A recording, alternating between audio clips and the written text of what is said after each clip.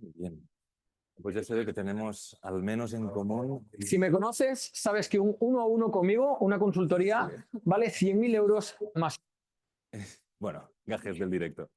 Entonces, bueno, también se me olvida saludar a... Es que estamos aquí una inmensa multitud porque nos siguen en streaming 400 personas o una cosa así. Entonces, estamos muchos y también gracias a los que nos seguís por internet. Entonces, bueno, tenemos en común aquí el interés por abrir y mantener grandes conversaciones o conversaciones sobre las grandes preguntas de nuestro tiempo, que es también el motivo por el que en el año 54 Antonio Fontán fundó esta revista y de la que en octubre celebramos su 70 aniversario.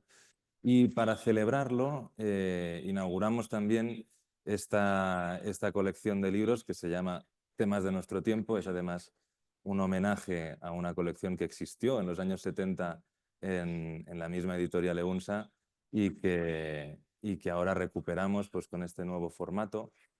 Y Felipe ha tenido la bondad de aceptar el reto de escribir el primer título de esta colección. Nos pasaba en nuestro tiempo que a veces se nos quedan cortas las páginas de la revista para ahondar en cuestiones que son importantes o que a nosotros nos parece que merecen una reflexión un poco más pausada. Entonces, después de que Felipe escribiera un ensayo más breve con este mismo título, Nadie habla, le propuse la posibilidad de ampliarlo, de seguir profundizando en esas ideas. Entonces, hay una relación entre esos dos textos. Bueno, para empezar, fue muy interesante. Yo le propuse a Felipe que escribiera de otra cosa, sobre el burnout en concreto. Me dijiste, eso no me interesa, lo cual demuestra ya una cierta visceralidad en este texto y en esta forma de afrontar la pregunta por el lenguaje. ¿Qué es el lenguaje? Y qué nos muestra también la inteligencia artificial sobre nuestra relación con él y con las palabras y con el mundo, ¿no? Que es ese triángulo complicado que abordas en el libro. No voy a destripar el argumento del texto porque hemos traído aquí a Felipe Müller, autor, y a Raquel Cascales, profesora de la Facultad de Filosofía y Letras, que tienen mucho pensado e incluso alguna divergencia sobre este tema, y van a tener una conversación muy interesante en la que yo voy a ser poco más que un moderador. Eh, pero bueno, sobre el origen y el desarrollo del texto hay una cosa curiosa. Felipe en la revista escribió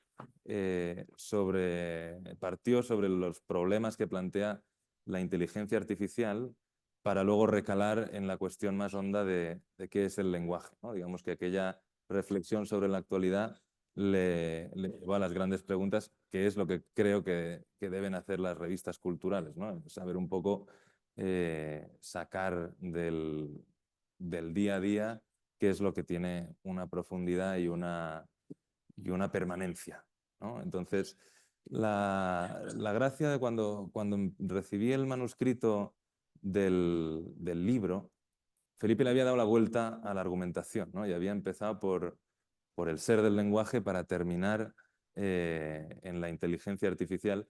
Y me parece muy, muy llamativo que sea una argumentación que se puede seguir de arriba abajo o de abajo arriba, ¿no? En ese sentido, bueno, no es que encierre una cierta circularidad, sino que tiene un carácter espiral, ¿no? En el que se puede crecer en una dirección o en la contraria.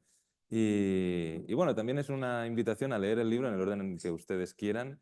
Les recuerdo también allí en la puerta está una librería vendiendo ejemplares. También creo que los que nos seguís por internet tenéis el enlace de compra y si alguno no conoce la revista, un enlace para suscribirse a nuestra newsletter. Y bueno, antes, hace 10 minutos estábamos comentando que este es uno de esos libros que puedes leerlo 5 o 6 veces, como es mi caso, y en cada nueva lectura descubres una cosa nueva. Entonces, vamos a hablar a continuación de todo lo que se encierra en ese libro, pero en esta última lectura me he dado cuenta de 3 cosas. Una de ellas es, claro, Felipe señala con fuerza, digamos, el carácter, eh, digamos, ¿cómo se puede llamar? Le llamas tú una pragmática de la divergencia, ¿no? el servirse del lenguaje para buscar nuevas formas y de pensar y de actuar. O sea, no es un libro inofensivo, ¿no? Que es algo que tú defiendes desde la primera página. Hay un riesgo en el lenguaje y el lenguaje de algún modo prefigura y contiene en sí la muerte. Entonces, hablar es siempre arriesgarse. Y toda la, digamos que todo el libro discurre sobre el filo de una espada, porque estamos siempre en riesgo cuando nos enfrentamos al lenguaje. Y es un libro en ese sentido con una vocación activa, digamos. Es una teoría muy práctica, por decirlo así, ¿no? Si alguien piensa que es un libro muy teórico, está equivocado. Es un libro muy teórico, es un libro filosófico, pero en ese sentido de ser un libro práctico, ¿no? Que ayuda a comprender y a transformar de algún modo el mundo. Otra característica que no supe quizá ponerle palabras al principio y ahora la entiendo mejor es que es un libro muy juguetón. Es un libro que, en fin, precisamente por su carácter autoconsciente, es un libro que sabe que es un artefacto, ¿no? Estábamos hablando ahora, es un libro que sabe eso, que es una narración y que cada palabra está puesta con precisión en su lugar, ¿no? Ninguna está de un modo aleatorio allí y en ese sentido es también un libro arriesgado, pero es un libro que no desarrolla todas las líneas que abre, deja mucho en el subtexto, deja mucho para el lector, con lo cual se puede volver. Muchas veces se pueden sacar conclusiones contradictorias incluso de él.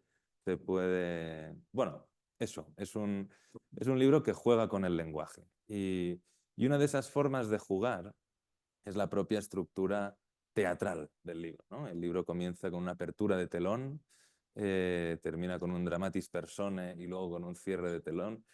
Y no es una mera apuesta estética, ¿no? La estética lleva siempre en sí una ética y aquí lo teatral, bueno, luego hablaremos de lo teatral, pero una pregunta con la que quizá podríamos abrir este coloquio es qué clase de representación teatral nos trae Nadie habla, ¿no? Si es un libro trágico, ¿no? A veces la inteligencia artificial, escuché a un experto que dice que en Occidente tendemos a verla como un Terminator, ¿no? Es un libro que habla del fin de lo humano, de la destrucción y del apocalipsis. En el mundo oriental, en Japón en concreto, tienden a entenderlo más como un Doraemon, ¿no? Como un amigo ayudante que va a solucionar tus problemas. Entonces, bueno, el libro también oscila a ratos entre entre una representación trágica y una comedia, ¿no? Lo cual forma parte también del carácter disfrutón del libro. Entonces, bueno, pues por abrir, la inteligencia artificial, como vemos, plantea muchos retos, muchas preguntas hondas y no sé, ¿qué os parece? ¿Es una tragedia la irrupción de la inteligencia artificial en nuestro mundo o más bien una comedia? Pues empiezo yo. Muchísimas gracias a todos por estar aquí, a pesar de la lluvia. Muchísimas gracias a todos los que nos estén siguiendo a través de Zoom. Yo también quería agradecer a Teo de Nuestro Tiempo, a EUNSA y también al grupo de investigación del ICS Religión y Sociedad Civil, que han sido básicamente mis interlocutores a la hora de pensar este texto y escribir la tesis doctoral de la que sale. Pues quería también agradecer y saludar a la profesora Montserrat Herrero y a Santi Aurel. En el prefacio escribo que el objetivo, mi reacción delante de las noticias de la inteligencia artificial son dos. Uno, aburrimiento. Creo que demuestra que tenemos poca creatividad a la hora de enfrentarnos a noticias nuevas, porque tengo la impresión de que cuando un periodista pregunta a alguien que está trabajando con inteligencia artificial, le hace siempre la misma pregunta, si es un peligro o si es una oportunidad. Por lo tanto, el libro intenta salir de este marco, intentar ampliar el marco de discusión y de comprensión, en parte porque me parece muy aburrido. Y la otra reacción es miedo, porque hay muchísimo ruido con la inteligencia artificial, ¿no? Y tienes la impresión de no poder dar en el clavo cuando te aproximas a este tema, ¿no? Primero porque entramos en todo el universo de los datos y los algoritmos, que es una cosa como muy difícil de seguir, y luego porque tiene tantas ramificaciones, es tan extenso que al final no sabes muy bien de qué estamos hablando cuando hablamos de inteligencia artificial. Entonces, también por eso la apuesta fuerte del libro es decir, estamos hablando de lenguaje. Entonces, pensemos sobre lenguaje para enmarcar este problema en una tradición intelectual, ¿no? Es decir, tenemos una tradición intelectual, nos podemos servir de ella para entender novedades disruptivas. Es útil la tradición, sirve para esto. Hablamos de lenguaje. Entonces, respondiendo a tu pregunta sobre si es una tragedia o una comedia, en el prefacio del libro yo digo que bueno, el objetivo es que el lector sonría frente a la inteligencia artificial. Es decir, entonces diría que independientemente de lo mal o bien que pueda ir, el objetivo es tener al menos la suficiente calma y tranquilidad y dominio como para poder sonreír frente a aquello que pasa. Esa es una primera... Bueno, que no siempre... Bueno, tú sonreíste, Raquel, cuando tus alumnos empezaron a mandarte correos muy bien escritos. Sí, publiqué a raíz del libro de Philip, que me dio mucho para pensar y precisamente me ayudó a tomar esa conciencia, ¿no?, de qué estaba ocurriendo también. Y desde repente me di cuenta de que mis alumnos todos de repente encabezaban sus mails con espero que este mail le encuentre bien, ¿no? Entonces, ¿por qué ahora se han vuelto todos como tan educados? Y es que en realidad los mails los estaba escribiendo ChatGPT, ¿no? Y entonces, por eso tenían todos la misma introducción, y creo que esto pone una cosa de manifiesto, que a mí lo que me preocupaba es ellos no son conscientes del carácter ficticio del lenguaje y no son conscientes de cómo están utilizando esta herramienta, ¿no? Y en ese sentido creo que el libro nos ayuda a ser muy conscientes precisamente de lo que, al menos de uno de los... de las dimensiones, ¿no? Se podía haber tratado desde la técnica, se podía haber tratado desde muchos ámbitos, pero quizá este es uno de los que menos es tratado, ¿no?, que es el lenguaje. Y en ese sentido, tragedia o comedia, yo creo que aunque el libro tiene ese aspecto teatral, como decías tú también, nos invita a la acción. Entonces, no sé si es un teatro, pero lo que tengo claro es que no nos podemos quedar como espectadores. O sea, no solamente es como esto está pasando, sino que en el fondo es también qué quiero hacer yo con eso, qué implica en mi vida, qué está cambiando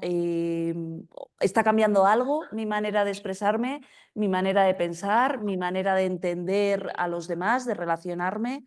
Y en ese sentido creo que también vuelve sobre nosotros o nos lanza unas preguntas, tanto la propia realidad como el libro, ¿no? No es solamente que dé respuestas a muchas cosas, que las da de forma muy inteligente, sino que además anima a hacerte muchas preguntas. Y creo que eso siempre es algo que destacar de un libro. ¿Y qué es? Vamos a ver, si nos enfrentamos a este reto de pensar la inteligencia artificial es porque es disruptiva, ¿no? Porque plantea... Bueno, en el libro se plantean muchas preguntas. Entonces, quizá podemos... Bueno, no sé, de todas las preguntas que se pueden hacer sobre la inteligencia artificial, ¿conseguirán los coches ir solos por Pamplona algún día, como van a ir por Arizona? En fin, la rumba algún día dejará de caerse por las escaleras, etcétera. En lo relativo al lenguaje y al tema que tratamos, ¿cuáles son las preguntas que a vosotros os inquietan? ¿O cuáles son de todos esos líneas abiertas, cuáles son las que, bueno, inquietan? No, a ti no te inquieta nada, ya vemos que sonríes ante la adversidad, pero bueno, eso, ¿cuáles pensáis vosotros que son las grandes preguntas respecto a la inteligencia artificial? La pregunta que más o menos tomo partido en el libro es ¿hablan o no hablan? Es decir, una inteligencia artificial, un modelo extensivo de lenguaje como ChatGPT, ¿habla o no habla? ¿Por qué es importante esta pregunta? Básicamente por una razón, porque Al menos en la tradición occidental entendemos al ser humano como un animal que tiene logos. Logos se ha traducido como palabra, lenguaje, pensamiento. Es una nota distintiva de los animales que somos, ¿no? La capacidad de pensar, la capacidad de hablar. Entonces, el hecho de que haya agentes no humanos que pueden hablar, como lo hacemos nosotros, implica que el ser humano ha perdido, digamos que el lenguaje ya no es exclusivo del ser humano. Por lo tanto, la primera pregunta de si hablan o no, y en qué sentido se puede decir que hablan y en qué sentido se puede decir que no, plantea una pregunta interesante que es cómo debemos entendernos a nosotros mismos frente a la posibilidad de que una máquina hable. Y también cómo podemos entender el lenguaje de manera que sea posible afirmar que hablan, ¿no? Básicamente, recurrir al teatro desde el principio del ensayo tiene la razón principal es que permite entender el lenguaje de una manera performativa, sobre todo cuando hablamos lo que hacemos es hacer cosas, y por lo tanto hay otros agentes que en la medida en que hablan, aunque sean solo máscaras sin personas detrás, intervienen también en ese drama, ¿no? Entonces, para mí la pregunta que, aunque he respondido, no dejo de hacerme porque no deja de asombrarme el hecho de que ChatGPT responda y responda más o menos bien a tus preguntas, es si hablan o no, que me parece que hay bastante tralla ahí dentro. Ujú. Sí, efectivamente te sorprende mucho, ¿no? Hasta ahora teníamos la tecnología que teníamos era como bastante limitada, ¿no? Un test de Turing, y dices, bueno, lo que puede responder en el fondo era como demasiado banal. Y ahora nos encontramos hablando casi de forma natural con este tipo de tecnologías. Yo no tengo tan claro que hablen. O al menos también tendríamos que cuestionar qué significa hablar para los seres humanos. O dicho mejor, claro, es verdad, como dice Philip, que o desde el principio, ¿no? Él mismo habla de cómo en Grecia se identificaba con la misma palabra pensamiento y lenguaje, logos, ¿no? Y eso es así. Ahora, ¿entendían los griegos lo mismo por lenguaje y pensamiento que nosotros? ¿O ha sido también hasta qué punto, a partir de la modernidad, a mí me preocupa cómo hemos ido reduciendo qué entendemos por pensamiento y qué entendemos por lenguaje? Si solamente es un pensamiento lógico-matemático, entonces hay ciertas dimensiones que son replicables. Si el lenguaje, hay una parte del lenguaje que es codificable y por tanto que es imitable. Y en ese sentido consiguen, recogiendo millones de datos que nosotros no podemos hacer al mismo tiempo o con tanta rapidez, consiguen simular lo que para nosotros es un lenguaje natural. ¿Están hablando? ¿Nos estamos comunicando? No sé si lo tengo tan claro. O a mí al menos lo que me preocupa es cuidado en este debate con reducirnos, o sea, a nosotros mismos también a lo que puede hacer la máquina, ¿no? ¿Cuál es el punto de comparación? Antes era muy habitual que comparáramos al ser humano con los animales, ahora nuestro punto de comparación es la máquina. Nosotros quedamos por debajo inmediatamente. Y entonces creo que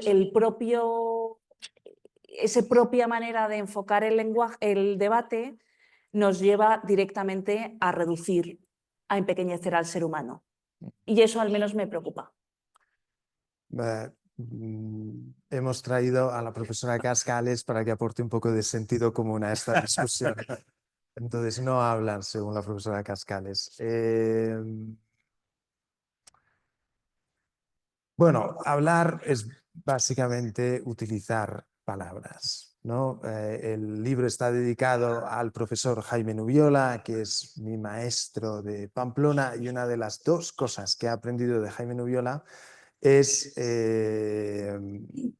que las palabras significan, Significan. lo que significan porque las Las usamos. usamos como las usamos y nada más. Copié esta cita en el libro y hay una cursiva en el y nada más que no es mía, es de Nubiola, es decir, es importante subrayar esto. ¿Por qué? Porque hay mucho romanticismo cuando intentamos pensar o reflexionar sobre qué es el lenguaje, hay como una especie de romanticismo, como que las cosas se revelan o el lenguaje revela el mundo. Entonces, ese y nada más, reducir el significado de las palabras al uso y hacerlo de manera radical, pues yo digo, bueno, pues saben utilizar palabras, saben utilizar palabras. Y de hecho, la inteligencia artificial, ¿no? Un modelo extensivo de lenguaje. Por lo tanto, de acuerdo con esta regla que es un fundamento de mi formación intelectual, pues tengo que asumir que hablan. Tanto es así que gran parte del valor añadido de ChatGPT frente, por ejemplo, una búsqueda en Google es que interactúas con ellos. No estás interactuando con un bot de correos, de quiero enviar un paquete y entonces te envía, no, sino que se adapta a lo que estás diciendo, ¿no? Responde, el mensaje está muy customizado. Entonces, en la medida en que las palabras significan lo que significan porque las usamos como las usamos y la inteligencia artificial las usa en manera en que se puede conversar con ellas, pues, bueno, diría que hablan. Quizá, bueno, Vivi. No, iba a decir solamente el apunte, ¿no? Podemos aceptar que hablan, ¿ok? Aceptemos esto también como premisa. Y entonces lo que haría es, vale, pero cuando hablamos los humanos hacemos más cosas que lo que está haciendo ChatGPT. Bueno, eso es interesante también, que estaba pensando justo esta mañana lo que has dicho del aspecto reduccionista del ser humano, ¿no? El riesgo que tiene aceptar como humano algo que haga una inteligencia artificial es estar perdiéndote otras cosas que solo un ser humano puede hacer. Estoy de acuerdo. Creo también que no sé si es la pandemia, que estuvimos muy separados los unos de otros, no sé si es el impacto que tiene el mundo digital en nuestras vidas, pero tengo la impresión de que ya no tenemos tantas referencias de cómo era un ser humano antes del mundo digital, ¿no? Es decir, las personas que han nacido, pues no sé, los últimos, o los que son nativos digitales, esta especie de referencia de un ser humano puro que agota su esencia, pues es posible que no la tengan, ¿no? Y nosotros yo creo que tampoco. Entonces, sí, puede ser reduccionista, pero al mismo tiempo soy crítico con pecar de nuevo de romanticismo a la hora de pensar qué es humano y qué no es humano, ¿no? Como si de repente frente a una inteligencia artificial que te ha compuesto un poema, pues dices no, porque no es creativo, no siente lo que está diciendo, ¿no? Por decirlo así. Sí, pero bueno, una de las cosas que no ha salido aquí a relucir, pero que es de lo más, no sé cómo decir, novedoso quizá o sorprendente del planteamiento del texto, es que le aplicas una hermenéutica Foucaultiana a la cosa, ¿no? Y entonces interpretas el lenguaje pues desde ¿qué pasa si el lenguaje le quitas las cosas, las palabras, las personas, ¿no? Y quizá por ahí va también el punto central de la discusión, porque creo que todos estamos de acuerdo en que el producto que sale de estos modelos de lenguaje es comprensible, son palabras en fin, es lenguaje, ¿no? En ese sentido. Quizá lo que hace que la profesora Cascales se resista a decir que hablan es que no entienden lo que dicen, ¿no? Que eso también lo dices tú. Es delirio lo que sale de esos bichos, ¿no? Entonces, bueno, ¿en qué medida os parece que el comprender forma parte del hablar, ¿no? Porque no sé si el comprender parece que no está dentro de las capacidades todavía de la inteligencia artificial. Bueno, todavía, pero hay como un roadmap que se ha marcado el fundador de OpenAI, que señala como los 5 estadios de la inteligencia artificial, ¿no? Del desarrollo. El primero es conversar, el segundo es hacer razonamientos sencillos, el tercero creo que era comprender, bueno, y los 2 últimos es innovar y colaborar en equipo con otros, ¿no? Y parece ser que nos faltan los 2 últimos, es decir, que ellos ya meten el comprender como que ya lo hacen, ¿no? Es decir, que ya comprenden. Creo que aquí entra en parte la función teatral, por decirlo así, del texto. ¿Hasta qué punto comprendemos aquello que estamos diciendo, ¿no? Es decir, admite relecturas, lecturas, interpretaciones. Por eso, no lo sé, en vez de preguntarnos, de lanzárselo todo a la inteligencia artificial, yo creo que otra de las cosas que he querido hacer en el texto ha sido dirigirnos a nosotros la pregunta, ¿no? Es decir, en vez de preguntarnos hasta qué punto la inteligencia artificial es genuinamente humana, podemos preguntarnos hasta qué punto nosotros somos artificiales, necesitamos de la ficción para vivir, ¿no? O en vez de preguntarnos hasta qué punto una inteligencia artificial entiende o no entiende los matices de un texto, hasta qué punto lo entendemos nosotros. Recuerdo que una vez, cuando estaba ya acabando la tesis doctoral, me entretuve preparando la defensa con ChatGPT. y en un momento dado nos pusimos a discutir sobre esto, ¿no? Y me dijo, bueno, y digamos que ChatGPT se puso a defender al ser humano y dijo, entre las cosas que dijo, no, yo no puedo entender un chiste, no puedo entender los matices de un comentario irónico. Dije, bueno, tampoco, hay mucho ser humano que tampoco puede entender un chiste, ¿no? O un comentario irónico. Hace falta más práctica y en tu caso pues hará falta más datos y Le animaste. le animé a que siguiera trabajando. Sí. Sí, yo creo que hay un punto de nuevo que lo hace muy interesante, que es el darnos cuenta de que el lenguaje no es neutral, ¿no? Las palabras significan lo que significa porque las usamos como las usamos. Cuidado con cómo estamos utilizando la expresión inteligencia artificial, lenguajes, modelos de lenguaje generativo, porque creo que ya caemos en la trampa, si hablamos de inteligencia artificial, ya estamos cayendo en la trampa de creer que están pensando o que son inteligentes de alguna manera y estamos identificando que, si nosotros somos inteligentes y estamos diciendo que ellos son inteligentes, entonces debe ser lo mismo. Cuando, de nuevo, ¿qué es lo que se queda fuera? ¿Qué es lo que es igual y qué es lo que no pueden llegar a comprender o qué significa comprender para ellos, más que asociar, que recopilar muchos datos? Entonces, creo que el ser humano no es, sin más, un mero recopilador de datos y un mero gestor de significados, ¿no? Sino que consigue comprender algo de la realidad, no a través del lenguaje. El lenguaje quizá nos revela cuando decimos las cosas, pero el ser humano sí que tiene capacidad de comprender la realidad, más o menos, de comprender a otros y de comprender incluso sin palabras, ¿no? Que eso también es otra cuestión.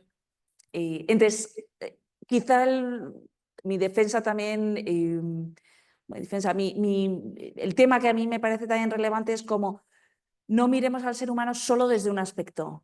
Se ha visto solo desde el pensamiento, solo desde el lenguaje, solo, bueno, cuánto de complejo es el ser humano, ¿no? Creo que ahí hay un elemento como... Y al mismo tiempo, OpenAI no va a poder hacer todo eso sin nosotros, cosa que también es, de nuevo, como curiosa, porque no va a poder desarrollarse si no es gracias a que nosotros le estamos preguntando todo lo que le estamos preguntando, le estamos ayudando a hacer todo lo que pueda hacer. Entonces, bueno, ya también estamos colaborando. La cuestión es que tampoco sabemos muy bien con qué estamos colaborando.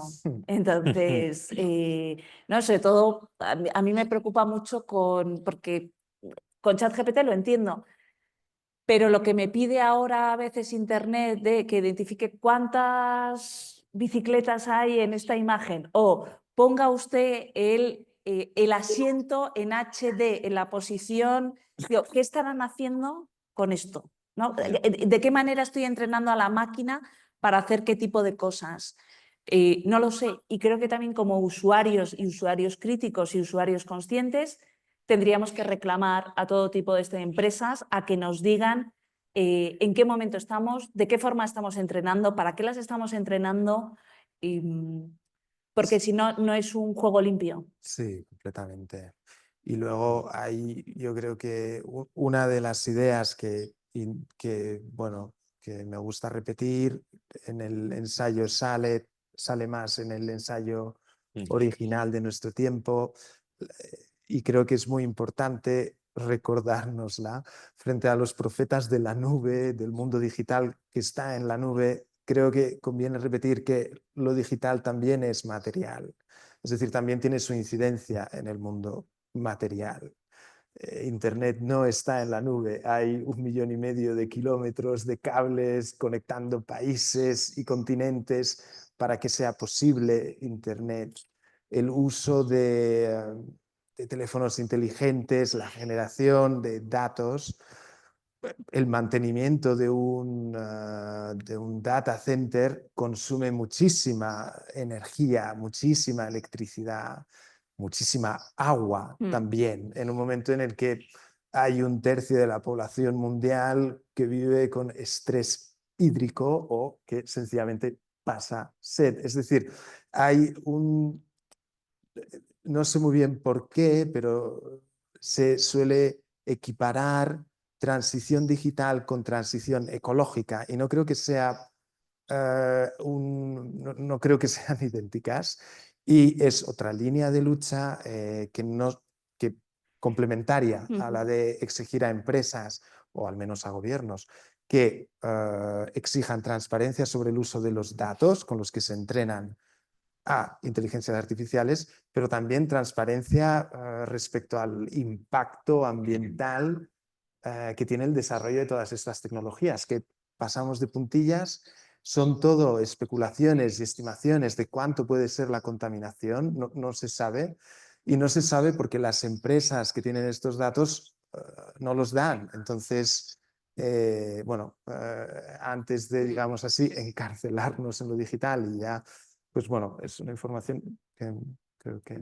Bueno, y el tema este de la relación entre lo digital y lo material, que es fundamental en tu planteamiento, claro, tiene la paradoja de que precisamente uno de los riesgos de la inteligencia artificial, que a mí, por periodista, digamos, me preocupa particularmente, es la posible desaparición de la categoría del documento, ¿no? Que es haber documentado algo. ¿Qué valor tiene una fotografía si es replicable o reconstruible, o una nota de voz, o por supuesto un texto? Ya estamos viendo que no es distinguible. En general, un texto, a veces son mejores, ¿no? Los textos quizá por ahí pueden ser distinguibles.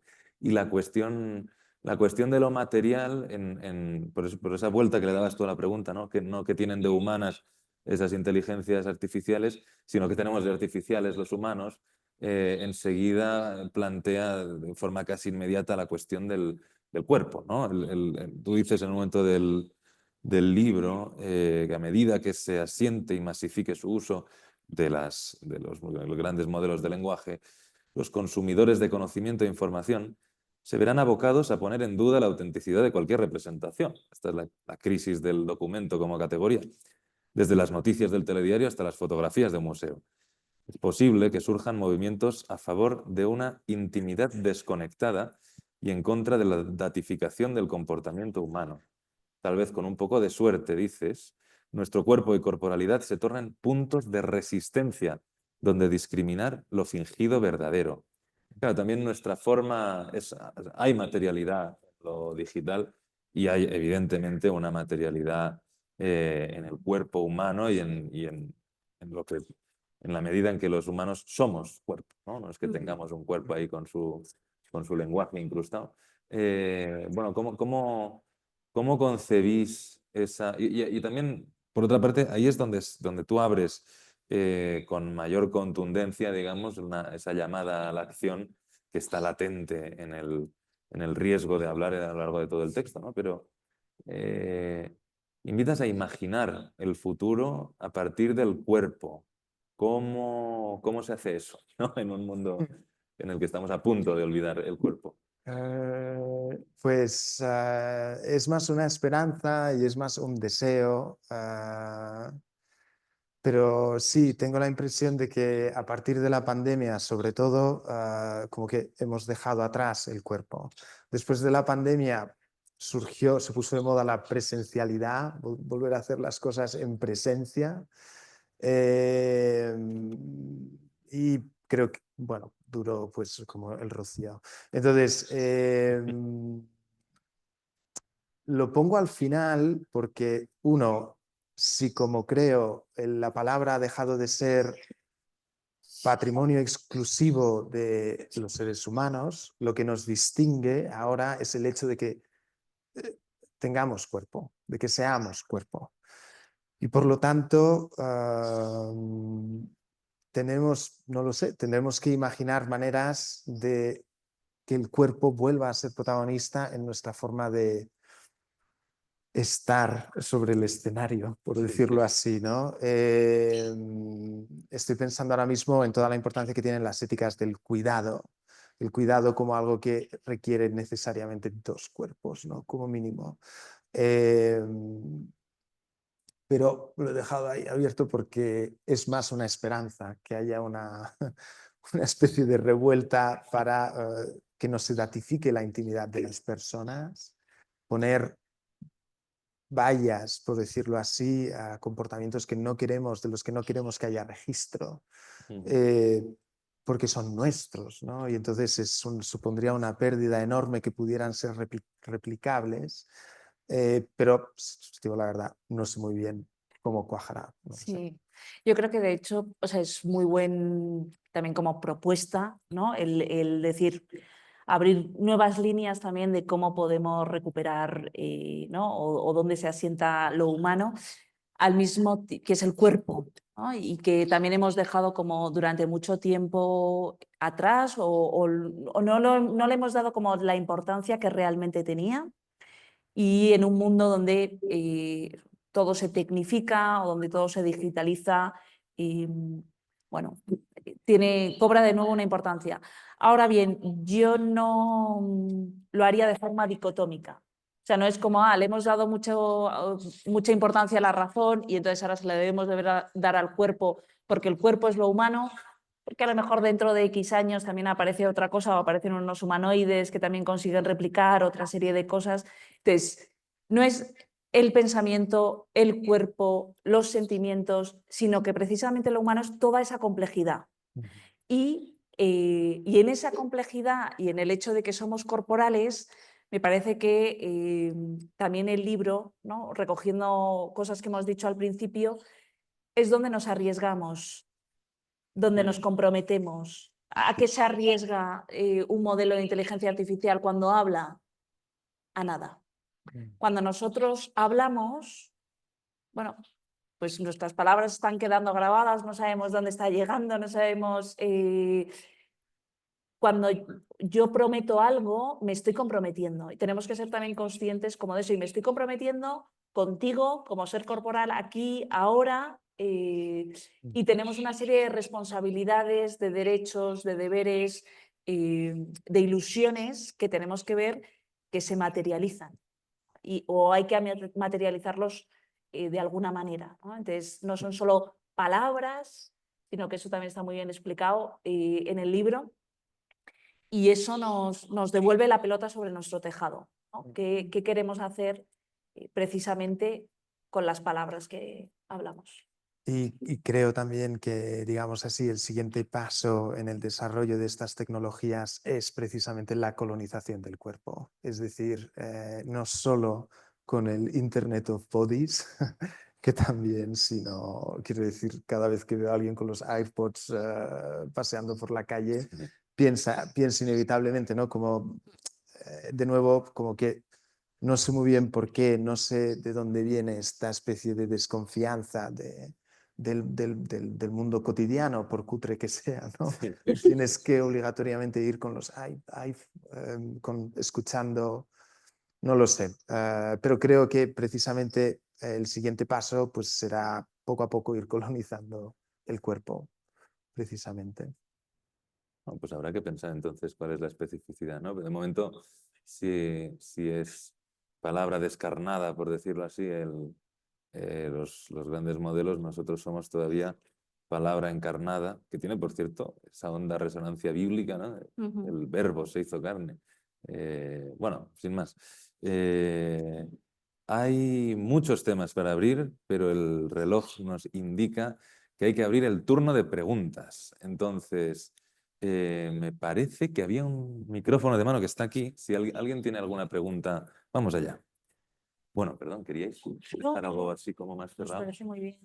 Porque es que si no, vamos, yo sigo, ¿eh? Yo tengo... vamos a ver... Esto está así bien, ¿verdad?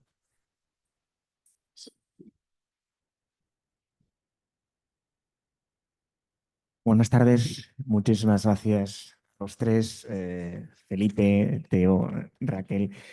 Raquel, has comentado al comienzo que te sorprendía que algunos alumnos de repente describían mails que estaban hechos con este formato. Cuando te hablo de inteligencia artificial, unas cosas que digo es que podemos correr el riesgo de delegar en las máquinas lo que es específicamente humano. Entonces, ¿qué sensación tenemos cuando alguien ha delegado a una máquina una comunicación? O sea, el hablarnos de tú a tú. Esto, digamos, me lleva, digamos, a muchas preguntas y también esa parte, digamos, vamos a decir, de sensación de abismo que a veces podemos tener. O sea, si delegamos eso, ¿qué queda de lo humano? ¿No? O sea, si al final ni siquiera somos capaces de escribirnos con alguien, sino que decimos que lo haga una máquina. Esto también lo veo, por ejemplo, en muchos trabajos de alumnos, ¿no? La primera nota con la que yo veo que es un trabajo hecho con inteligencia artificial es que está bien redactado. Lo cual es un poco triste. O sea, entiendo que alguien ha hecho el trabajo cuando está mal redactado, no hay concordancias sintácticas, hay faltas de ortografía, está mal manejada la documentación. Digo, es el error lo que hoy en día nos detecta que es lo humano y una apariencia de perfección que en realidad es vacía, porque es pura paja. O sea, los textos, los trabajos que me hacen algunos alumnos, los suspendo todos. Esto hay que decirlo, ¿no? O sea, yo lo que digo es, prefiero que te equivoques tú a que intentes acertar con una máquina, porque más no vas a acertar, básicamente, ¿no? Entonces, les pongo siempre notas muy bajas, tal. Pero digo, eso tiene que ver con otra reflexión o otra pregunta que quería plantearos. Esto coincide con una época en que nos hemos cansado de ser humanos, en que, como habéis dicho, ¿no? O sea, prefiero escuchar música en un auricular en vez de escuchar los ruidos de la calle, de los pájaros, de los niños, o escuchar música en directo. O sea, no sé si hemos perdido la sensibilidad de escuchar música en directo, de reconocer que un acorde está tocado pues, con un dedo o con una púa, con ese tipo de material. O sea, esa materialidad, esa sensibilidad, no sé si la estamos perdiendo, pero porque quizá ya no la estamos valorando. Esa es un poco la pregunta que os planteo, ¿no? Era Nietzsche el que dijo que el humano tiene que ser superado. No sé si el gran profeta que fue Nietzsche está hablando para nuestra época o estaba acertando en esto. Bien, junto con esta idea de desencantamiento del humano, de cansancio, desistimiento de ser humano, otra cosa, los seres humanos olvidamos, pero no porque cojamos un documento, papel de reciclaje, vaciar, sino porque nos sale de natural olvidar. Puede ser un momento para ahondar en qué es específicamente lo humano y valorarlo, si es que alguien quiere valorarlo. Gracias. Gracias por la pregunta. Estoy totalmente de acuerdo. A mí la verdad es que me hace ilusión pensar que lo imperfecto sea señal de lo humano. Creo que parte del problema ha sido no saber valorar la belleza del error, por decirlo así, ¿no? La belleza de alguien que se equivoca cuando aprende o la belleza de tal vez, no lo sé, pero a mí personalmente cada vez me cautiva más la imperfección humana como algo que es humano, ¿no? Como que no, esto lo ha hecho obligatoriamente un ser humano, una persona, ¿no? De hecho, yo normalmente cuando escribo en WhatsApp, intento escribir correctamente, con comas, con puntos, con los 2 signos de exclamación, y leyendo los mensajes con el móvil de un amigo, dijo, joder, parece que ha sido escrito por una inteligencia artificial. Dije, tal vez para hacer presente que es una persona tendría que empezar a escribir mal, ¿no? Por decirlo así, porque sí que lo ves desde fuera y dices, wow, qué cosa tan extraña. Después sobre lo de la materialidad, la reflexión que has hecho para preparar esta sesión, me he leído el documento que salió en enero del Dicasterio de la Doctrina de la Fe sobre la inteligencia artificial. Y hay una expresión que se repite unas 3 veces en el documento y que es bastante curiosa, como que alienta al encuentro con la realidad. Que dices, bueno, ¿dónde estamos exactamente para que salga un documento que, entre las muchas cosas que alienta, es a encontrarse con la realidad, ¿no? Cuando se supone que no podemos salir de ella, ¿no? Quiero decir, entonces, bueno, esto ha sido como lo que me ha venido a la cabeza. Sí.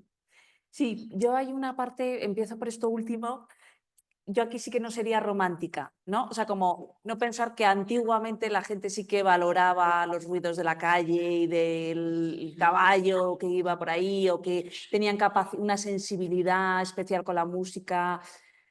Bueno, creo que en todas las épocas ha habido de todo, o sea, no hay como que... pero sí que me parece interesante como pensar, hemos hablado mucho de lo humano, pero también como en el tipo de sociedad que estamos viviendo o cuáles son los presupuestos de las sociedades que estamos viviendo.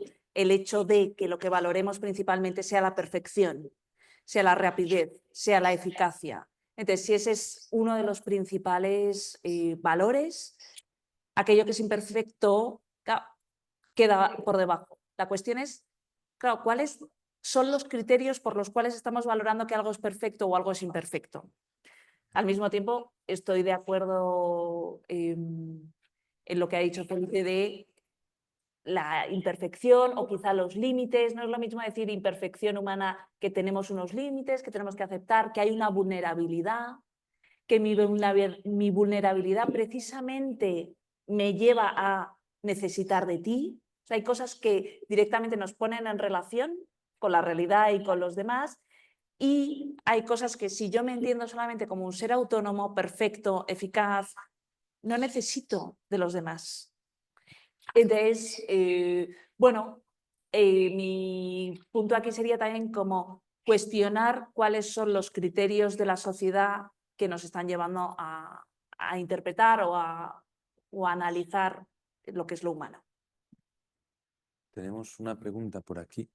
O si sí. no, luego pasamos el micro. Sí, con permiso. Bueno, yo soy profesor en el máster de Cristianismo y Cultura Contemporánea y justamente de la asignatura Retos Actuales de la Ciencia y la Tecnología, de la parte de inteligencia artificial. Y entonces me quedo con, voy a comentar esa frase de Jaime Nuyola, que también fue mi maestro. Las palabras significan lo que significan porque las usamos como las usamos y nada más. Entonces, yo planteo lo siguiente. ¿Un loro podría conseguir una palabra para conseguir algo? Normalmente decimos que los loros no hablan, ¿no? Que repiten palabras pero no hablan. Como nunca he tenido un loro, yo eso no lo sé, ¿no? No puedo responder bien a esto. Pero sí puedo responder a otra pregunta que es parecida, análoga, ¿no? ¿Un perro puede usar un gesto para conseguir algo? No me cabe la menor duda de que sí. Mi perra usa gestos para conseguir algo. Se te queda sentada mirándote fijamente para que la saques a pasear, porque lo que sea, ¿no? Gime, ladra, te pone la pata encima, lo que sea, ¿no? Gestos que, si eres discípulo de Jaime Nuyola, sin duda entenderás muy bien lo que digo, ¿no? Gestos que son índices, no son símbolos. No hay convencionalidad, lo que hay es una asociación, ¿no? Del gesto con la acción esperada. Entonces, en este sentido, creo que se podría decir un perro y tal vez un loro y tal vez otros animales que usan gestos. Pero en cambio, no creo que se pueda decir que una máquina habla porque no usa, justamente porque no usa, porque no hay ningún ser, no hay ningún viviente que sea sujeto de esa acción. O sea, no se puede decir que ChatGPT o una máquina habla, no se puede, porque usa una palabra, más que se podría decir de un letrero luminoso en una estación de tren que usa palabras porque te está poniendo ahí los horarios y tal. Entonces es dinámico, ¿no? No es una cosa no es una información estática, ¿no? ¿Podríamos decir que está usando palabras para comunicar un mensaje? Creo que es inapropiado, ¿no? O sea, metafóricamente se puede decir eso, igual que dijimos que el cubo saca agua del pozo, cuando en realidad soy yo el que saca agua del pozo con ayuda del cubo, ¿no? Metafóricamente se puede atribuir agencia a algunos objetos, pero es un uso impropio. Entonces, en ese sentido, creo que ni siquiera hace falta acudir a la cuestión de si entienden o no lo que dicen, sino es que sencillamente es que no los usan, no usan las palabras. Producen palabras, producen acciones, ¿no? Pero no hay verdaderamente uso. Y ya, esto es mi comentario. No podría decir muchas cosas. Yo diré que hace poco hubo una noticia de que un loro había aprendido a pedir pienso a Alexa. Y entonces el dueño tuvo que quitar Alexa para que su loro no siguiera pidiendo comida para él mismo, porque había aprendido, ¿no? O había aprendido, entre comillas, a esto. Bueno, la respuesta, muchísimas gracias por el comentario, porque creo que de hecho es de un discípulo ortodoxo de, de Jaime Nubiola, a pesar de que le dedico el libro. No. A mí lo que me viene la duda con la frase las palabras significan lo que significan porque las usamos como las usamos, que creo que precisamente, digamos que volatiliza, por decirlo así, la necesidad de entender el significado de una palabra, ¿se entiende? Para poder utilizarla. Entonces, en este sentido, el hecho de que las inteligencias artificiales usen o no, digo, bueno, de hecho, podemos entablar una conversación con ellas. Es decir, yo, aunque tendré que pensar en qué sentido usan o no, de entrada lo que utilicé la frase de Nubiola para, digamos así, quitarme de encima el momento de la comprensión que atribuimos a un ser humano. Y no le doy tanta importancia al uso porque creo de hecho que hace cosas, ¿no? Por decirlo así, hace cosas en interacción con un ser humano. Entonces, también que puede ser tomado por un ser humano. Por lo tanto, entiendo lo que dices de la impropiedad y el ejemplo del loro, pero al mismo tiempo... Pero incluso el perro, ¿eh? Es que yo al perro sí le atribuyo agencia. Bueno, es que de hecho... pero no a la máquina, porque el perro es un viviente y la máquina no. ¿Cuánto hay de antropomorfización también, ¿no? Cuando estamos hablando de la máquina o de los animales, hay una proyección de lo que nosotros mismos somos, que también es lo que nos lleva a comprender, ¿no? Es muy difícil comprender qué es lo que está haciendo la máquina en ese momento. Y el hecho de antropomorfizarlo nos ayuda mucho a decir, bueno, si no, ¿qué está haciendo? ¿No? Nos puede venir también el creador de ChatGPT a explicar todo el modelo. Entonces, mira, no entiendo, pero hablo. Y eso sí que lo entiendo, ¿no? Y mi manera es, hay una proyección de antropomorfización muy fuerte. Sí, sí, y no deberíamos hablar de inteligencias artificiales como personas, que no lo hacemos, no lo hago en el libro. Pero sí, de hecho, reflexionando sobre esto, dije, tal vez con un poco de desarrollo podamos utilizar inteligencia artificial para entender a los animales, algún tipo de lenguaje de los animales, ¿no? Sí. Más allá de... Es decir, que creo que también podría llegar a cambiar nuestra comprensión de cómo comunica o no un animal. Pero bueno, es... Pero de todos modos, dentro de este paradigma de la palabra como lo que se hace con la palabra, también, o sea, tú dices que, bueno, simplificando y por lo tanto perdiendo, pero que la inteligencia artificial habla porque hace cosas con palabras, ¿no? Pero hay cosas que los humanos hacemos con palabras y no hace prometer, casarse, firmar contratos, ¿no? Eso se hace con palabras, los humanos lo hacemos con palabras y la máquina no. Y no parece que vaya a poder hacerlo, ¿no? En ese sentido, entendiendo el hablar en el sentido en el que tú lo empleas, también hay diferencias entre lo que pueden hacer con palabras y lo que no. y lo que no. Sí, en ese sentido no hay un alguien, no hay siquiera un algo que esté haciendo, ¿no? Y en ese sentido también es muy bueno el libro. O sea, el título es Nadie habla.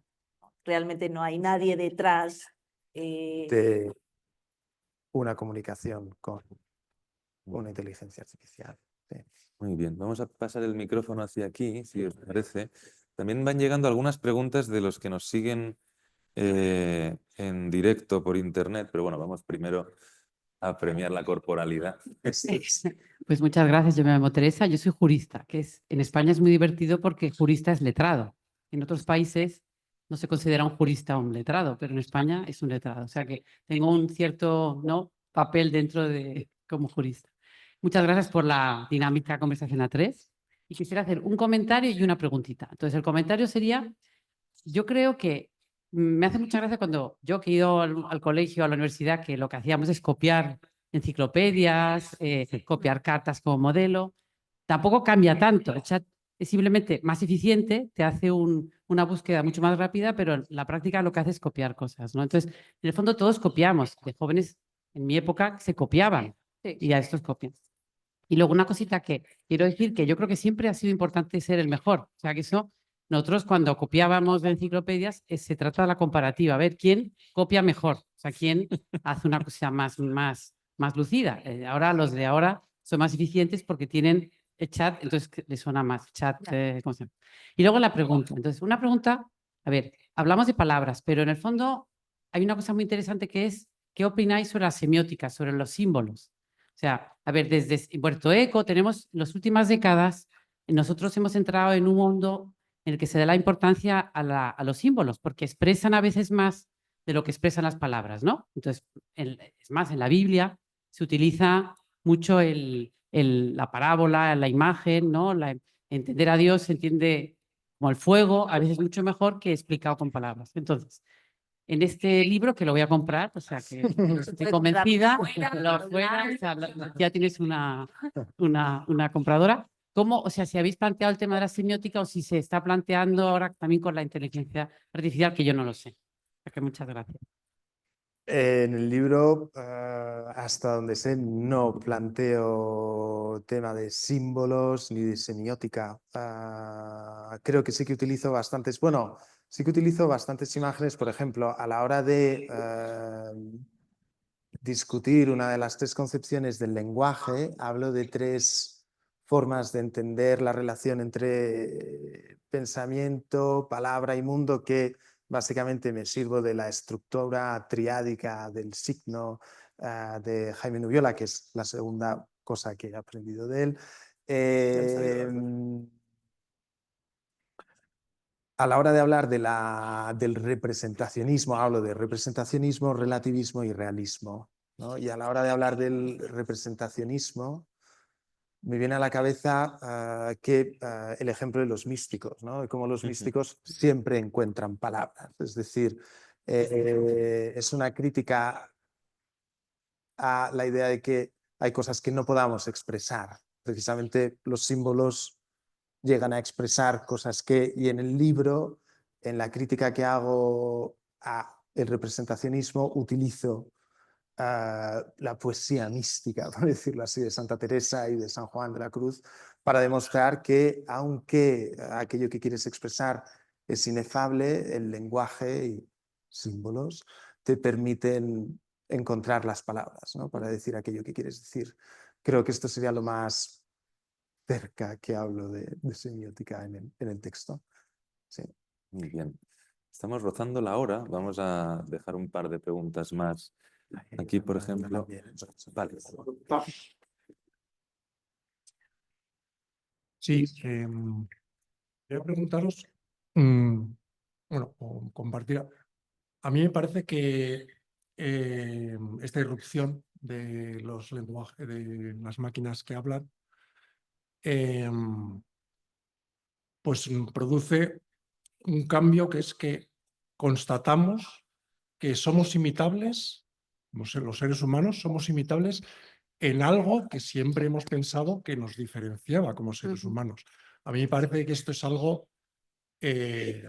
muy fuerte, ¿no? Y me pregunto si es algo que desde el punto de vista del pensamiento, ¿no? De la reflexión sobre lo que del ser humano, era algo que ya teníamos asumido, ya habíamos visto que eran capaces de jugar al ajedrez, teníamos asumido que algún día hablarían y tenemos asumido que cualquier cosa que haga un ser humano es imitable, o pensamos que hay algo que no es imitable y que nos diferencia externamente, o sea, no internamente. Entiendo que siempre podemos decir, vale, la máquina habla, pero no entiende, hace lo mismo que yo, me imita perfectamente, pero no entiende. Entonces, o sea, a mí me parece que este es un tema, o sea, que es un terremoto, vamos. O a lo mejor estoy equivocado y resulta que ya era algo asumible, por así decirlo, ¿no? O sea, no sé qué pensar. Bueno, desde luego no, creo que no era nada asumido, ¿no? Pero, fíjate, yo creo que hay un gran desconocimiento antropológico en general en todos nosotros, en la sociedad. O sea, estudiamos muy poca filosofía, mucha menos antropología, y creo que los seres humanos nos diferenciamos desde niveles muy básicos. Nuestra sensibilidad no tiene nada que ver con la sensibilidad animal. O sea, cuando todos nuestros sentidos son sentidos relacionales, estamos ya comprendiendo muchas cosas solo a nivel de sensibilidad. Entonces, si vamos uno a uno por cada uno de los sentidos, uno a uno por los niveles, estamos hablando de inteligencia así en general, sin matices, de lenguaje sin matices, podríamos distinguir entre un lenguaje código y un lenguaje simbólico. O sea, hay muchos matices que es necesario hacer para comprender que el ser humano es muy distinto en muchas cosas. Y no solamente porque tenga algo especial que no podemos, sino porque es que a nivel, incluso a nivel corporal, a nivel celular, nuestro organismo funciona de forma muy distinta a los animales y creo que también a las máquinas, aunque todavía no tengamos suficientes palabras para explicarlo, ¿no? Porque no comprendemos el otro término de la comparación, ¿no? Y eso me parece que de nuevo, o sea, lo que pone de manifiesto es que aparte de que necesitamos seguir comprendiendo los distintos aspectos, no podemos perder de vista el conjunto, ¿no? Ir analizando cada uno de los elementos, pero ver que el ser humano es complejo en cada uno de los elementos que trata, ¿no? O que tiene. A mí personalmente me da muchísimo vértigo ver que puedes escribirte con una de estas máquinas y que te responde. Me da mucho vértigo. Es como, hemos hablado tanto de la muerte del hombre, ¿no? Pero cada vez me viene a la cabeza, ¿no? Foucault dice, bueno, en la historia del pensamiento occidental, por decirlo así, el ser del lenguaje y el ser del hombre están en lucha, ¿no? Entonces solo puede gobernar uno. Y él dice, bueno, ya la época del ser del hombre, bye bye, y ahora él intenta, con la arqueología del saber, decir, bueno, vamos a ver qué es este ser del lenguaje, ¿no? Entonces, cada vez que veo que imitan también o que hablan como un ser humano, la verdad es que me impresiona, me impacta profundamente. Sobre todo porque en esencia somos personas que leemos y escribimos nosotros. Entonces, como, creo también que el hecho, la verdad es que no sé si hay algo en lo que no podamos ser imitados. Creo que el hecho de que seamos un cuerpo nos protege mucho precisamente de esa imitación y creo que por eso deberíamos intentar entender mejor qué significa ser un cuerpo de entrada. Y luego creo también que el deseo de no querer ser imitado es un muy buen motivo para examinar nuestras prioridades con la privacidad, con nuestra generación de datos, ¿no? Ya sé que tal vez puedes imitar esto, pero es un muy buen motivo para poner aquí un muro y no querer que se datifique esto, ¿no? Es decir, mantener estas pequeñas esferas de no hay nadie registrando, no hay nadie grabando, no hay nadie datificando, ¿no? Yo creo que el deseo de no ser imitado, por mucho que podamos ser imitables, es un buen motivo de lucha, por decirlo así, por nuestra privacidad, diría así. Hay también un par de preguntas muy relacionadas con esto, por eso las voy a hacer a continuación, sobre la singularidad humana, que quizá no tienen más desarrollo con lo que habéis dicho, pero por si os sugiere algo, María Teresa González pregunta, ¿cómo consideráis que podrá funcionar la sociedad, el trabajo, dentro de unos años, cuando haya sido entrenada la inteligencia artificial? ¿Cuál será la aportación del hombre que no puede hacer la IA o la robótica? Y María José Molina pregunta si la intuición y la creatividad serán algo específico humano respecto a lo artificial y si hay aspectos no colonizables en el ser humano, como por ejemplo la meditación, lo religioso, lo artístico, etc. Pues sobre el trabajo, esta mañana estaba leyendo que hay una predicción de Goldman Sachs que dice que para 2030 con la inteligencia artificial se perderán 300 millones de puestos de trabajo. Es decir, son todo predicciones. Creo que es pronto. Yo sinceramente creo que si queremos proteger los trabajos, entonces sería bueno intentar no utilizarlo demasiado. Pero no, puesto que son predicciones, pues sinceramente no. Sí que creo que es importante entender cuál es el sentido del trabajo es decir, qué sentido tiene trabajar en un contexto en el que tal vez haya una inteligencia artificial que lo hace mucho mejor que tú, ¿no? Pero aquí de nuevo volvemos a seguramente pasar por el umbral que es el cuerpo, que yo creo que es un poco la nota distintiva, por decirlo así, de la singularidad humana, pero me veo absolutamente incapaz de hacer predicciones. Y luego, sobre cosas no colonizables.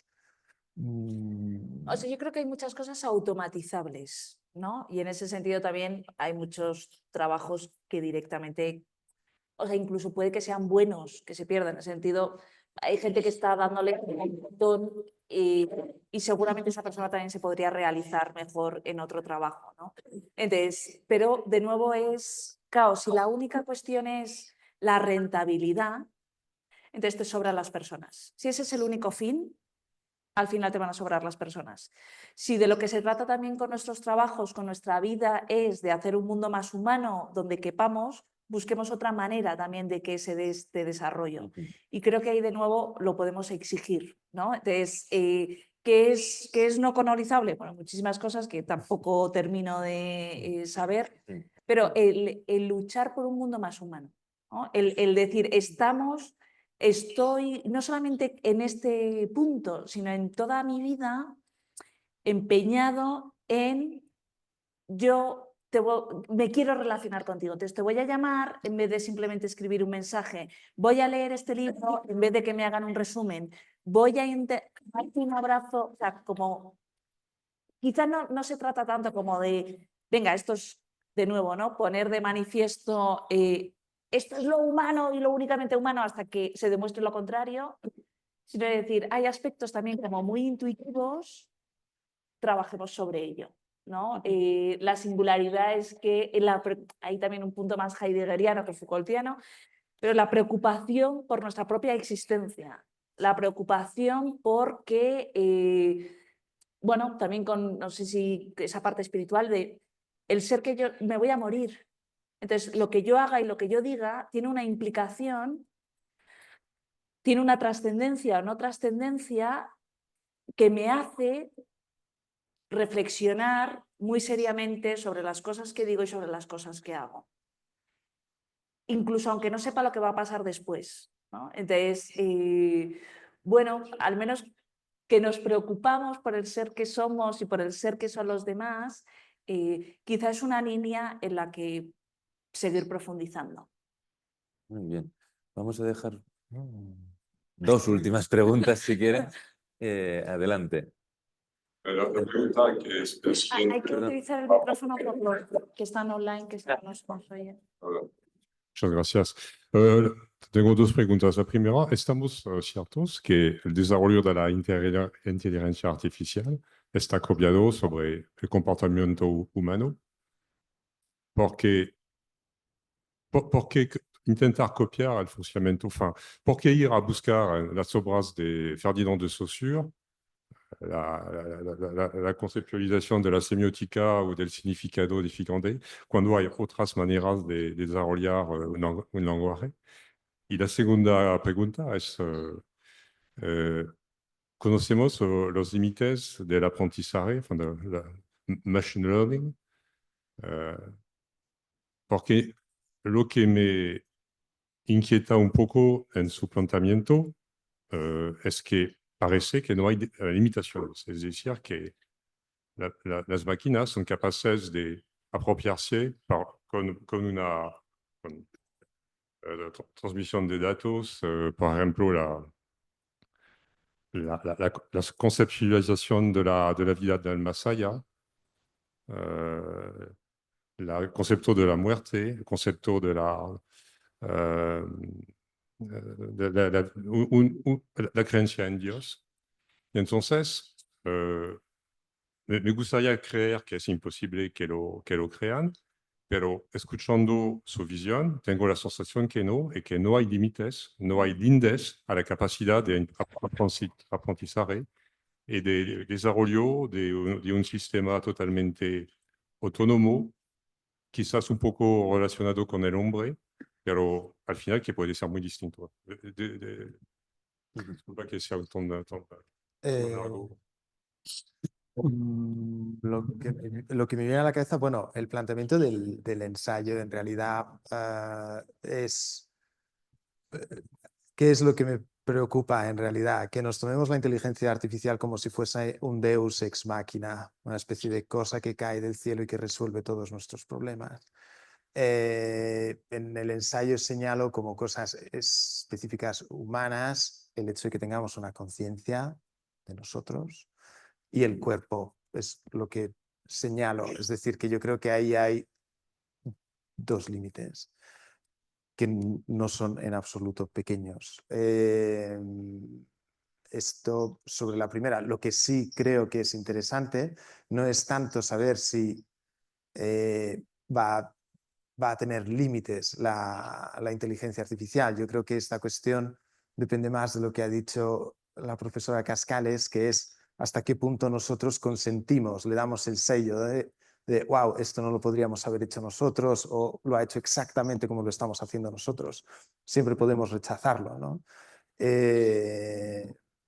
Lo que me interesa, en cambio, es cómo debemos plantearnos a nosotros mismos, sabiendo que tenemos conciencia, que tenemos cuerpo, cómo debemos plantearnos a nosotros mismos hasta qué punto somos también nosotros ficticios, ¿no? Teniendo en base presente estos dos puntos, ¿no? Para pues, intentar prepararnos a lo que pueda venir en un futuro desarrollo. Esto es lo que me viene de la segunda pregunta. Y la primera, en el libro no hablo de Saussure, hablo sobre todo de Foucault. Tampoco la he entendido muy bien, pero bueno, he cogido Foucault básicamente porque de los autores que conozco era el único que planteaba el hecho del lenguaje de una manera muy radical, sobre todo en la arqueología del saber, de una manera yo creo que bastante comprensiva. Y sobre todo de una manera en la que sí hay sujetos, pero entendidos como posiciones desde las que tomar la palabra en un determinado discurso. Por lo tanto, sí hay máscaras y personas que hablan, pero no son protagonistas en el lenguaje, tal y como lo describe Foucault en la arqueología del saber. Y la verdad es que me ha parecido útil para entender aplicaciones como ChatGPT, porque es lo que creo que es nuestra experiencia cotidiana, ¿no? Discursos, palabras sin personas detrás, ¿no? Entonces, esto es lo que me viene a la cabeza. Sí, yo creo que vamos a traspasar muchos más límites de los que ahora consideramos. Al mismo tiempo, creo que la primera vez que se hizo un trasplante de corazón también se pensaba que se estaba haciendo traspasando un límite casi inhumano, ¿no? Entonces, vamos a ver muchas cosas que ni nos imaginamos. Al mismo tiempo, soy muy escéptica con a veces muchos planteamientos que son más bien de corte empresarial, que nos venden que todo se va a solucionar muy rápido, porque en el fondo lo que buscan es una inversión muy grande. Si yo te digo que te voy a solucionar, te voy a alargar la vida 5 años, ¿qué estás dispuesto a darme? Pero si te digo que te la voy a alargar 50, seguramente me quieras dar más. ¿Te la voy a conseguir alargar 50? No, pero con tu dinero vamos a alargarla 10 y así sucesivamente, ¿no? Entonces, hay que, al mismo tiempo que soy escéptica como con grandes discursos grandilocuentes, creo que vamos a ver traspasados muchos más límites y en ese sentido tenemos que pensar cómo queremos configurar la sociedad. Hoy en día se habla de neuroderechos, se hablan de muchas cosas que tenemos que conocer y al mismo tiempo creo que vivir sin miedo, ¿no? Creo que el miedo no ayuda o rechazo, sino decir qué cosas humanas puedo seguir haciendo, ¿no? Cómo puedo hacer a mis alumnos más conscientes, cómo puedo leer más, cómo puedo conversar más, entonces ahí creo que sí que hay que invertir, ¿no? Eso sí que no tiene límites. Todo lo que yo hable, todo lo que yo conozca, todo lo que yo ame, ahí no hay límites, ¿no? Entonces, invertir en eso. Muy bien, pues vamos ahí a por la última pregunta. Los que están en la sala, si luego ahora Felipe estará firmando libros para aquellos de ustedes que lo tengan o lo adquieran, si tienen más preguntas todavía hasta que nos echen del edificio, pues nos podemos quedar. Y a los que nos seguís por internet, pues no lo va a poder firmar, es una de las limitaciones de la corporalidad, pero os animo también encarecidamente. Le pueden invitar a otros sitios también a presentarlo. Ya Ah, por supuesto, sí, estamos juntos. Pero bueno, en cualquier caso se puede comprar el libro, incluso se puede leer el libro y volver a leerlo. Entonces, bueno, vamos a por la última pregunta aquí. Bueno, muchas gracias. Lo mío no es pregunta, es solo como un comentario que quiero soltar. Y es que, o sea, pienso que lo que nos diferencia, y creo que no lo habéis mencionado, pero igual todos lo pensamos, es la libertad, ¿no? O sea, que, bueno, creo que los animales, a mi parecer, tampoco tienen la libertad que tenemos los humanos. Y creo que la inteligencia artificial tampoco posee esa libertad que nos es dada a nosotros y creo que es lo único que nos diferencia. Bueno, lo único no, pero no tanto el cuerpo, sino a mí me venía la libertad. Y es verdad que a lo mejor cada vez nos parecemos más entre la inteligencia artificial y nosotros, porque estamos como perdiendo el uso de esa libertad. Y también pienso que a lo mejor hay como como una intención por ahí de las partes que controlan el mundo, como de que perdamos un poco eso. Y luego me recuerda mucho yo he vivido en Japón muchos años y o sea, los japoneses, bueno, yo crecí con ellos, o sea, no me siento tan diferente, pero al verlos pienso que ellos eran como muy robots, o sea, como mucho más parecidos a los españoles de antes, a lo mejor de hace 20 años, sin ir más lejos, o sea, que lo que nos diferenciaba, como que nosotros lo hemos ido perdiendo también por el uso de la tecnología y tal, y nos hemos ido pareciendo como más a los japoneses, más a la inteligencia artificial porque no, o sea, cada vez usamos menos como la libertad para pensar y para actuar o tomar decisiones. Bueno, ese es mi comentario. No sé si... Habla y terminas tú. Yo creo que efectivamente puede ser una de las características. Yo remarcaría que no es lo único. O sea, que en ningún momento de los debates nos centremos en que solamente una cosa es exclusiva del ser humano, ¿no? Porque si en algún momento también hay mucho debate sobre esto, ¿no? ¿Qué significa ser libre? ¿Qué implica bueno, toda la cantidad de datos que generamos, que nos lleva a tomar una serie de decisiones? Entonces, ahí está la complejidad del ser humano, ¿no? Está la conciencia. Y yo creo que el tema de la corporalidad es que todo eso que somos se da encarnado, no se da en abstracto. Y al mismo tiempo eso implica también las propias limitaciones de nuestra libertad.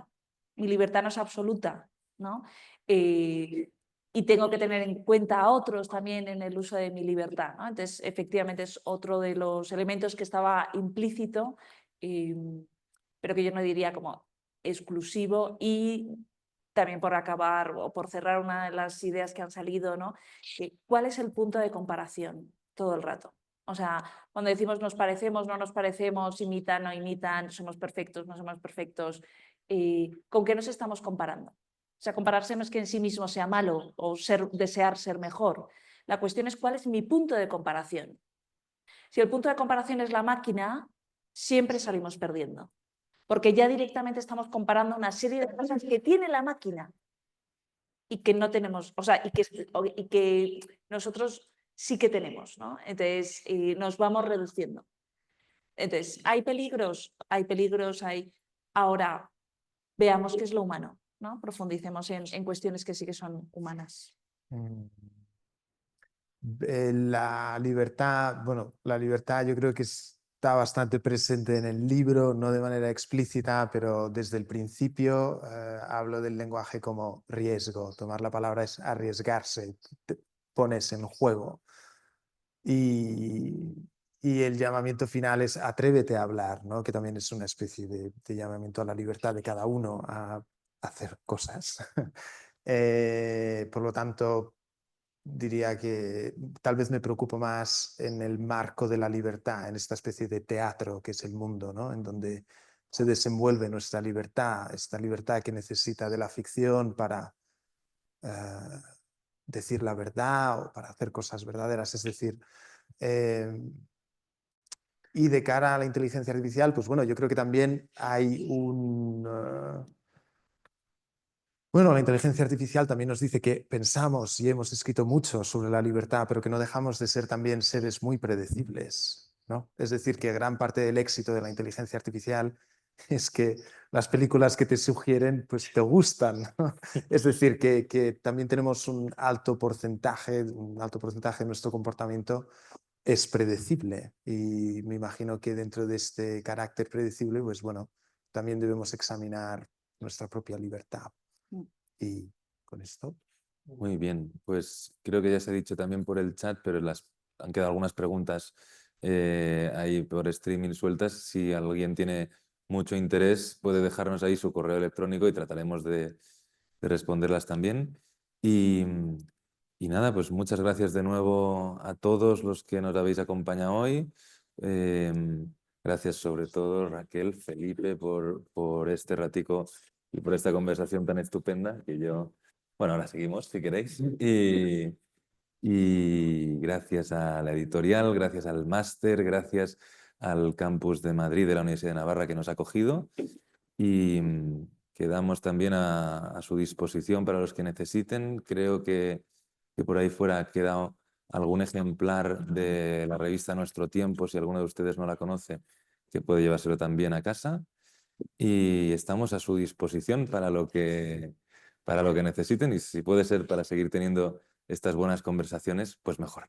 Muchas gracias.